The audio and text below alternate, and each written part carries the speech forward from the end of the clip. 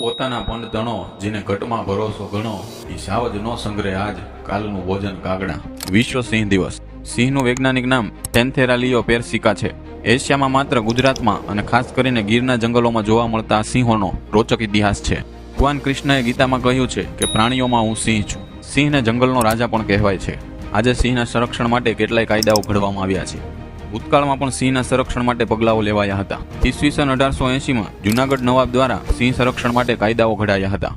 એ સમયે કોઈ સિંહનો શિકાર કરે તો તેમને 10,000 કોરીનો દંડ અને 1 વર્ષની કેદની સજા કરવાની જોગવાઈઓ હતી। ઈસવીસન 1925માં નવાબ મોહમ્મદ ખાન ત્રીજાએ સિંહના શિકાર પર કડક પ્રતિબંધ મૂક્યો હતો। તેમની સહી વગર કોઈ સિંહનો શિકાર કરી શકતું નહીં। ત્યાં સુધી કે કોઈ રાજા કે અંગ્રેજ અધિકારીને પણ સિંહનો શિકાર કરવાની પરવાનગી નહોતી। 2020ની ગણતરી મુજબ ગુજરાતમાં 161 સિંહ, 260 સિંહણ અને 253 સિંહ બાળ એમ કુલ મળીને 674 જેટલા સિંહો નોંધાયા છે।